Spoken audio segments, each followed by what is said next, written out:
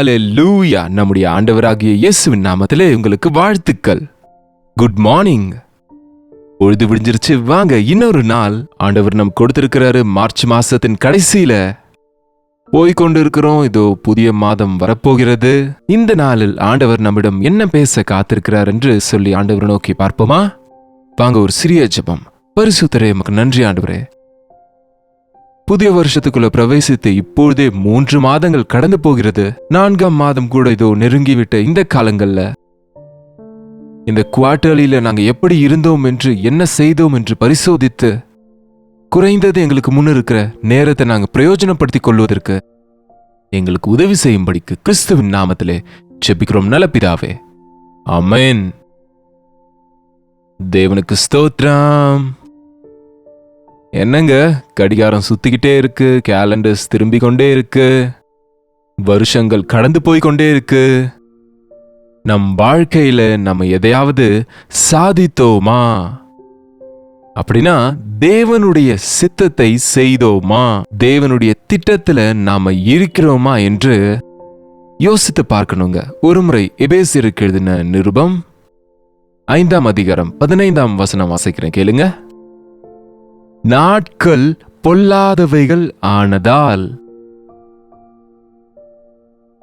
நல்ல நாட்கள் வரும்னு சொல்லுவாங்க, ஆனா நம்ம பார்க்கிற நாட்கள்லாம் கெட்டதுதான் இல்லைங்க.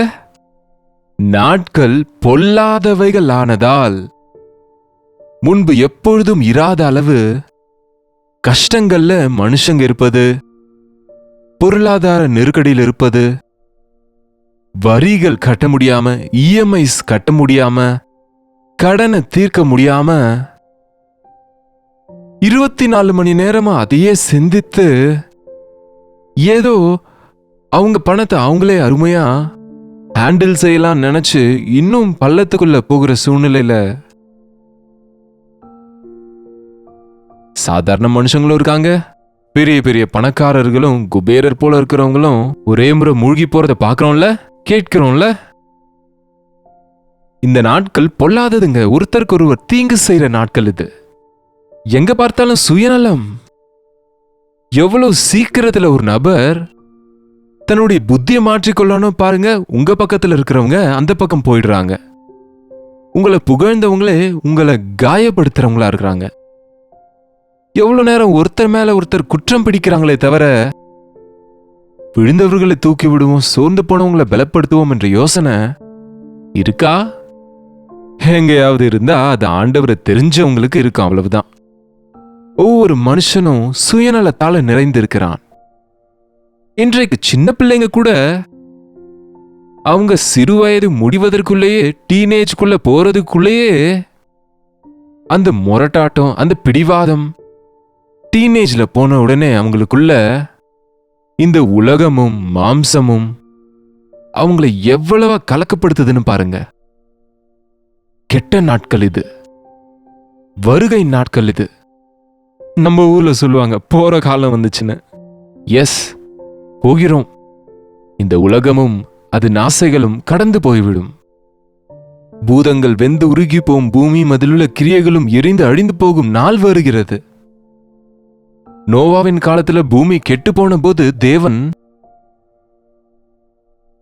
கோபப்பட்டார், வேதனைப்பட்டார். இந்த சர்வ உலகத்தையும் சிருஷ்டியையும் அழித்து விடுவேன் என்று அவரிலே விசுவாசம் வைத்த ஒரு குடும்பத்தை தவிர மொத்தம் 40 நாள் இரவும் பகலும் பயங்கரமான மழை பெய்த போது நாசியிலே சுவாசம் இருந்த யாவரும் மரித்தார்கள். ஆனா இந்த முறை தண்ணீரினால் அல்ல, அக்கினிக்காக இந்த கடைசி காலத்துல பூலோகம் காத்திருக்கு. எங்க பார்த்தாலும் பாருங்க, மிசைல்ஸ், அக்கினி பாம்புகளை போடுறாங்க. ஒருவரை ஒருவர் எரித்து விடுவதற்கு ரெடியா இருக்கு இந்த உலகம். நடந்து கொண்டே இருக்குங்க யுத்தங்கள். எத்தனை பேர் வீடு இல்லாதவங்களாயிட்டாங்களோ. இந்த காலத்துல குறிப்பிடத்தக்க நிகழ்வுகள்னா ஒரப்போ அந்த கொரோனா வைரஸ் இருந்தது. கடந்த சில வருஷங்கள்ல பார்த்தா யுத்தங்கள் அதிகரிக்கிறது. அந்த யுத்தங்கள் அப்போ தொடங்கி இன்னும் நடந்து கொண்டு இருக்காது. அங்க ரஷ்யாவுக்கும் யுக்ரைனுக்கும், இந்த பக்கம் இஸ்ரேலுக்கும் பாலஸ்தீனுக்கும் பயங்கரமா போர் நடந்து கொண்டுதான் இருக்கு. நிம்மதி இல்லாத வாழ்க்கை. நாட்கள் பொல்லாதவைகளானதால் நீங்கள் நேரத்தை போக விடாமல் நேரத்தை போக முடியாம கையில பிடிச்சிட்டு யாராவது பாக்கெட்ல வைக்க முடியுமா சொல்லுங்க? அட, நீங்க என்ன செய்தாலும், நல்லது செய்தாலும் கெட்டது செய்தாலும், தூங்கினாலும் மயக்கமா இருந்தாலும் சோம்பேறித்தனமா இருந்தாலும், என்ன ஆனாலும் கடிகாரம் நிக்காது இல்ல? அது போயிட்டே இருக்கும். நேரம் கடந்து போயிட்டு இருக்கு. எவ்வளவு வேகமா இந்த காலம் கடந்து போயிட்டு இருக்கோம். இந்த கடைசி காலத்துல ஃபாஸ்டா போகிறான் மனுஷன். பைக்லயும், கார்லயும், வேன்லயும், விமானத்திலையும். ஆனா கூட நேரம் பத்தல.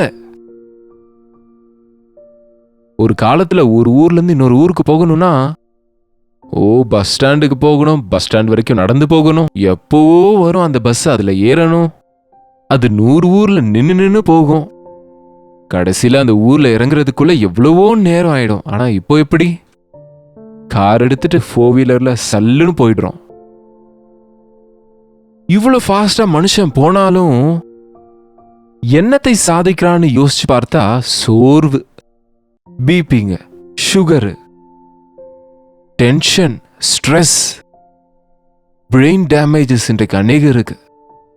வாலிபர்களுக்கு கூட ஸ்டடி ஸ்ட்ரெஸ்ன்னு சொல்ற ஒரு தம்பி, பரீட்சைகளின் ஸ்ட்ரெஸ், பரீட்சைகளின் அழுத்தத்துக்கு எனக்கு ஹெட்டேக் வருது, ஜெபிங் எனக்காக.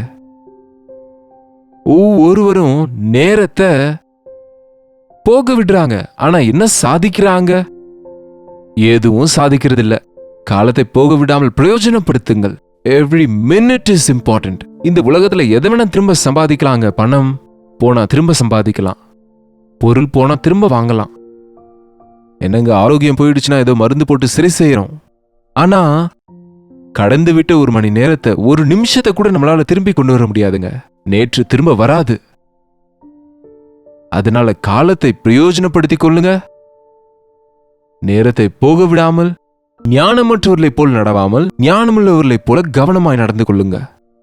ஞானமற்றவர்களைப் போல, ஒரு ஞானமற்றவன் who is the greatest fool என்று தெரிந்து கொள்ளலாம்னு யோசிச்சா, அனலைஸ் பண்ணா பல விதத்துல சொன்னாங்களாம். பணத்தை வீணடிக்கிறவங்க, குடித்து வெறித்து இருக்கிறவங்க எல்லாம் சொன்னதுக்கு பிறகு கடைசியா எல்லாரும் உண்மையான ஞானமற்றவன் யாருன்னா, தன் நேரத்தை ஒன்றுமே செய்யாம வீணடித்து கொண்டிருக்கிறவன், வேஸ்ட் ஆக்குகிறவன், கெடுத்து போடுகிறவன். காலத்தை போக விடாமல் பிரயோஜனப்படுத்திக் கொள்ளுங்க. அஞ்ஞானிகளைப் போல அல்லாம ஞானமுள்ளவர்களைப் போல கவனமாய் நடந்து கொள்ளுங்க. ஆகையால் நீங்கள் மதியற்றவர்களைப் போல இராமல் கர்த்தருடைய சித்தம் இன்னதென்று உணர்ந்து கொள்ளுங்கள். கேட்டுட்டு இருக்கீங்களா? நான் சொல்றது புரியுதா?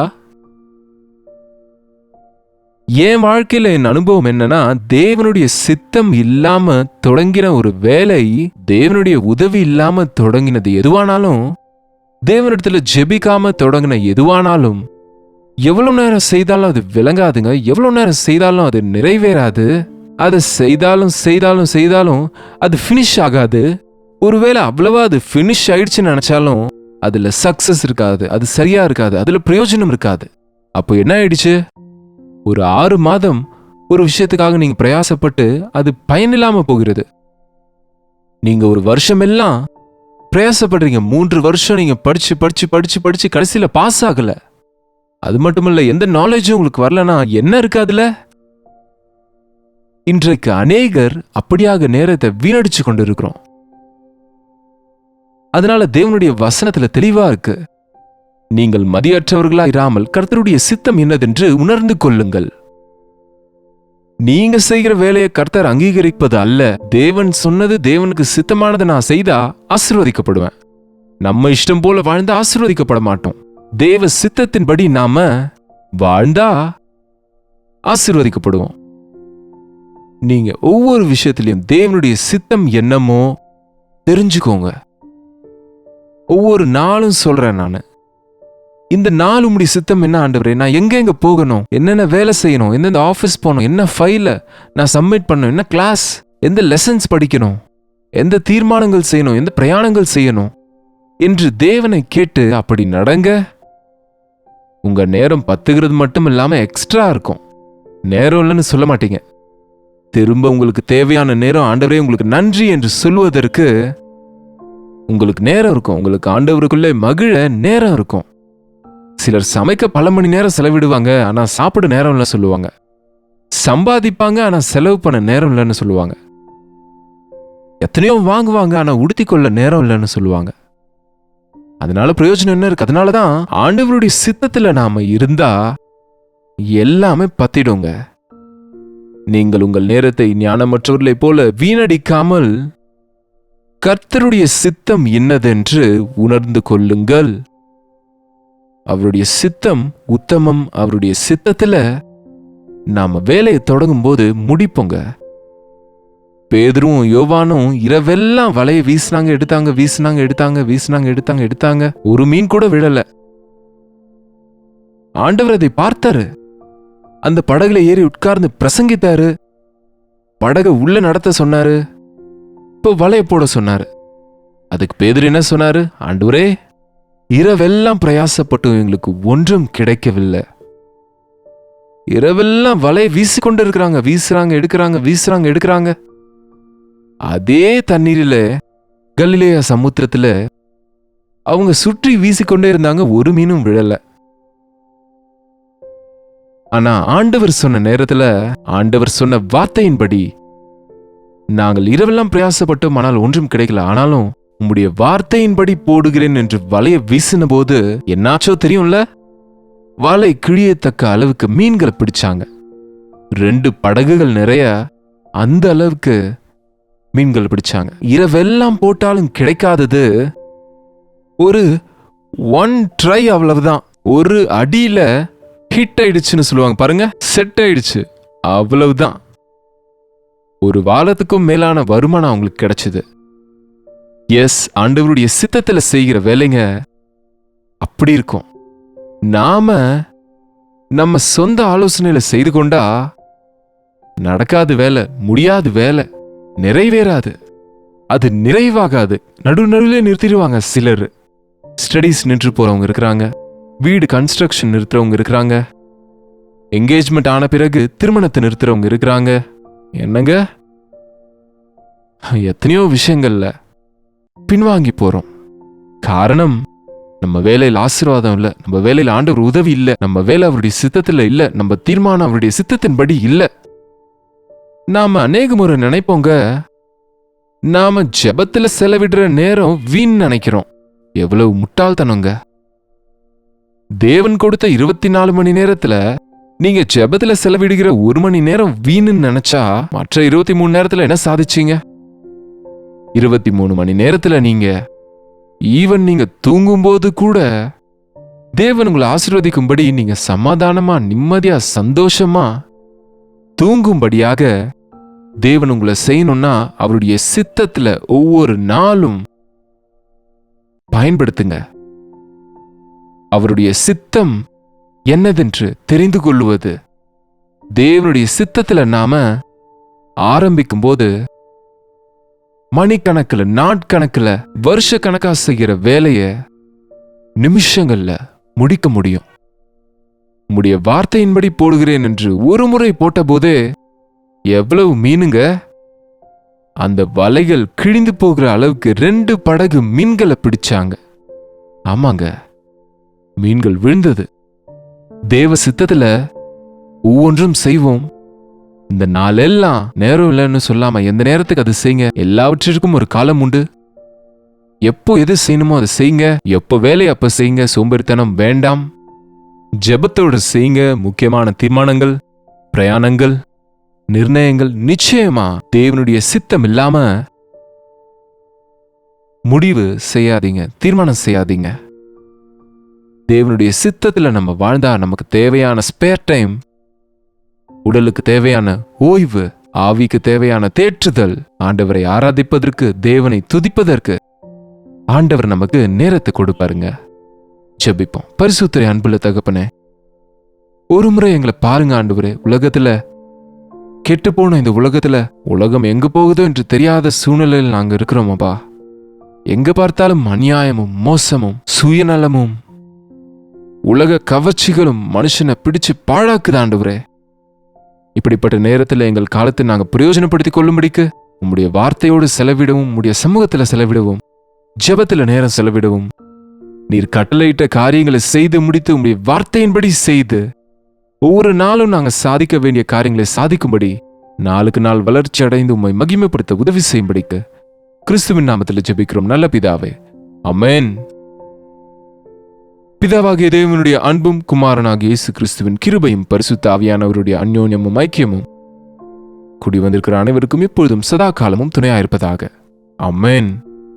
தேவனுக்கு ஸ்தோத்திரம். உங்களுடைய ஜெப விண்ணப்பங்களையும் பாரங்களையும் பிரைஸ் ரிப்போர்ட்ஸையும் 8939801234 என்ற நம்பருக்கு ஒரு டெக்ஸ்ட் அல்லது வாய்ஸ் மெசேஜ் மூலம் வாட்ஸ்அப் பண்ணுங்க. உங்களுக்காக நாங்கள் ஜெபிக்கிறோம். நிச்சயமா தேவன் உங்களுக்கு உதவி செய்வார்.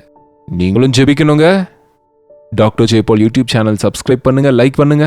உங்க பெயரும் ஊரும் கமெண்ட் செக்ஷன்ல டைப் பண்ண மறந்துடாதீங்க. கர்த்தருக்கு சித்தமா இருந்தா நாளைக்கு இதே நிகழ்ச்சியில் அனுதின தியானத்துல மீண்டும் கர்த்தருடைய வார்த்தையோடு உங்களை சந்திக்கிறேன். அதுவரை தேவனுடைய கிருபை உங்களுக்கு துணையா இருப்பதாக.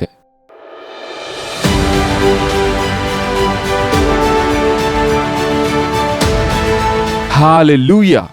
பூனே மற்றும் பூனே சுற்றி இருப்பவர்களுக்கு ஒரு நற்செய்தி. வருகின்ற மார்ச் 27ஆம் தேதி பூனேவில் உள்ள YMCA international home and activity சென்டரில் ஒரு நாள் கூடுகையை கெட் டுகெதரை ஏற்பாடு செய்கிறோம். உங்களை சந்திக்க வேண்டும் என்றும் உங்களோடு பேச வேண்டும் என்றும் ஆவலாக இருக்கிறோம். மாலை 5 மணி முதல் இரவு 9 மணி வரை நடக்கவிருக்கும் இந்த ஒரு நாள் கூடுகையில் கலந்து கொள்ளுங்கள். நீங்கள் மட்டுமல்ல, உங்கள் நண்பர்களையும் உறவினர்களையும் அழைத்து கொண்டு வந்து தேவ ஆசீர்வாதத்தை பெற்றிடுங்கள். மேலும் விவரங்களுக்கு கீழ்காணும் எண்களுக்கு தொடர்பு கொள்ளுங்கள்.